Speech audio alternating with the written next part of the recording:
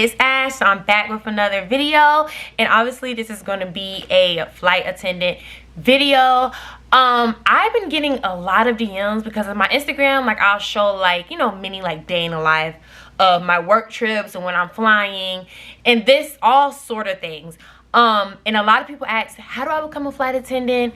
What do I need to do? What are the credentials and like all this stuff? So I was like, let me make a video on like 10 tips on how to become a flight attendant, stuff you can do to increase your chances, stuff like that. Because when people ask me, like, honestly, I miss my DM requests because my DMs it'd be a lot going on. And secondly, it's a lot replying to everyone the same exact thing. So I'm going to share like 10 tips and then just some facts you should know about the industry, and I hope it helps you on your decision to becoming a flight attendant. So first I want to start off with, it's a lot of videos on YouTube on interview tips, because I'm not about to sit here and do interview tips. So it's a lot on YouTube about interview tips. It's a lot on Google about interview tips. To find out what airlines are hiring, I'm going to try to put a link below that has the list of airlines hiring for flight attendants. If not, you can always Google whichever airline you want to work for, and it will literally tell you on their website if they're hiring or not, if the application is open. So, you know, like most jobs, like you'll apply for them and not know if they're actually in hiring season or not. Flight attendants don't work like that. Like, if they're hiring, the application is up. If they're not hiring, the application is closed. So I'm not really sure at the top of my head which airlines is hiring and which aren't. So yeah. So first, a lot of you guys always ask me, you know, am I always on go? Am I ever home? And stuff like that. So for one, I definitely, if you're a homebody and you always like home, you're going to miss home, you never spent a lot of time away from home, I wouldn't necessarily recommend the job unless you're ready to get out your comfort zone, because this job is a job where you have to get out your comfort zone. And when you first become a flight attendant, you're on something called reserve, and basically you're on call, and they can call you, like, you might be on a schedule for like 6 days in a row. Sometimes they call you, sometimes they don't, but if they call you, you can basically be out as long as they want you to for them days that you're on call, if that makes sense. So I would recommend this job to somebody who is like ready to, like, you know, travel, see the world, all those different type of things. Because I know you guys sometimes will look at me and be like, oh, Ashley's always home. But that's because I'm 3 years in the game, and with the company that I work for, I have a lot of control over my schedule. I can drop hours, gain hours, and I like to fly 3 days out the week. Like, for instance, this work trip, I'm gone Saturday, Sunday, Monday, and I'll be home Tuesday. And, you know, 3 days out the week, you know what I'm saying? That's what I like. But starting off, you don't have that much flexibility. So I just want to say that. I want to say, just like I said with the Google and stuff, research. Just research. Everything that I wanted to do to become a flight attendant, it literally was just me researching, looking up interview tips, looking up what company I want to work for. Also look up the bases and pay for every airline, because let me tell you, I'm with an airline. I wish I did this. I'm with an airline that does not have an Atlanta base, and I live in Atlanta base. So every time I start work, I have to commute, and it's because I didn't really care back then, but I didn't really look into, is there an airline that's based in my city that I live, because that makes life more easier. And in the beginning, you're not gonna be able to commute for real. So check the bases, check the pay, check the airlines, check everything. And then another thing with your resume, a lot of people think also you have to, like, don't pay for flight attendant training or flight attendant, like, people like act like you're going to flight attendant school. You don't need to go to flight attendant school. What looks good is, you can actually get in without going to college too. What looks good is if you have a lot of customer service on your resume. I worked at Disney. I also was like the manager at Smoothie King. I had a lot of great customer service, so enhance those on your resume. And, you know, talk about that more on your resume, because to be a flight attendant is customer service.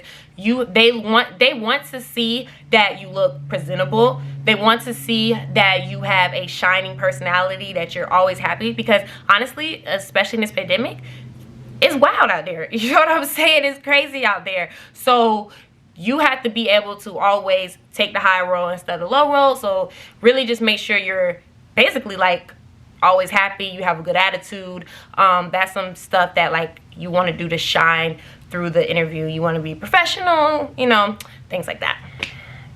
Okay, another thing I want to say, this is kind of like a tips and like stuff you need to know about the industry.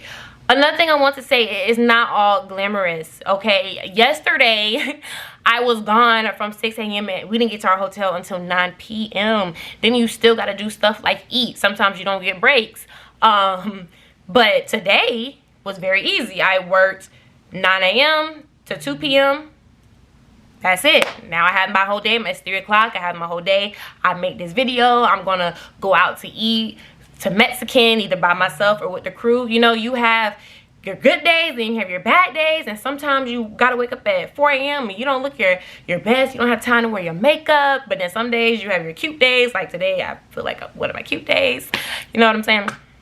So it's not all glamorous though. And then yes, you're gonna get homesick. Yes, a lot of people ask about the dating life and if you're able to date. You definitely can, but you have to have a man that understands you're not there every day. Like your life is gonna change as a flight attendant.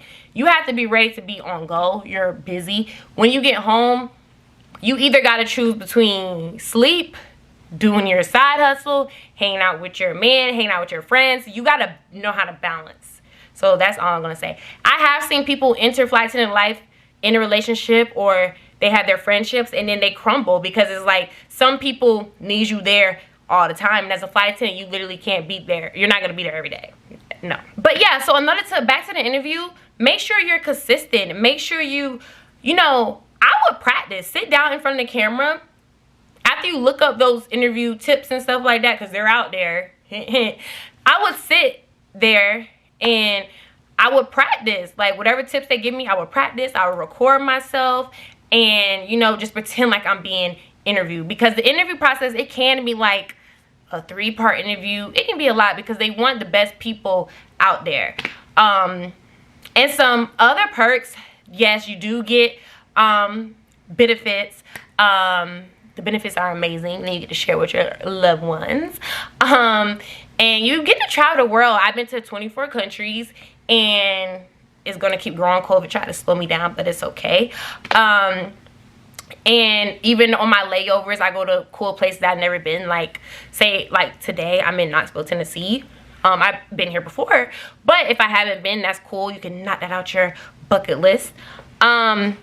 Another thing I do want to say, if you become a flight attendant, you can become so busy that you kind of get too lazy to like travel on your off days. But please give yourself like a year of traveling. It's free. I've been places that people don't even know exist on the map. So I met flight attendants that's like literally like, oh, I haven't been anywhere. I don't use my benefits. Like, no, me and the people that's in my life, we use my benefits. Like, I'm not here for no reason. Benefits is like the top reason I'm here, actually. So use your benefits. Don't get consumed in like, I'm so tired. Just push through it, because you're going to be tired when you first become a flight attendant, I'm telling you now. But just push through it and you'll like live it up. And that's another thing about benefits also. Don't let people use you, because I'm gonna keep it real. People will try to be your friend. People will try to date you just because of your benefits. So don't be letting people use you. Whoa. Okay, see, you gotta deal with that too. In hotels, sometimes it's random stuff in here. It was a ladybug. Yeah, so that's a whole nother story, because sometimes you be in hotels and you gotta check stuff. But yeah, so this is just, I really didn't want to go over 10 minutes. I just wanted to do some tips. If you like this, let me know, and maybe I can make it like a series. I don't know, but I know this one is going to be like my official tips on becoming a flight attendant, because I really I want to help you guys, and the job is really cool. I love my job. I love traveling. If you go to my Instagram page, I'm always traveling, take you guys to different countries, you know what I'm saying? So I love the job, and I don't mind helping people get in the industry, you know what I'm saying? But yeah, guys, let me know if you have any questions. I will answer the questions in the comments, not in my Instagram DMs, because I don't check the DMs. So leave your questions about the industry, and if I can, I will answer them. But yeah, just make sure you guys do your research and you just look professional and cute. And no, you don't have to be a certain weight, but you do have to be a certain height depending on the airline. I don't know what the height is off the top of my head. And some airlines you can have tattoos, some you can't. That's why it's important to just research, because it's not all universal. But yeah, all right guys, I'll talk to you later.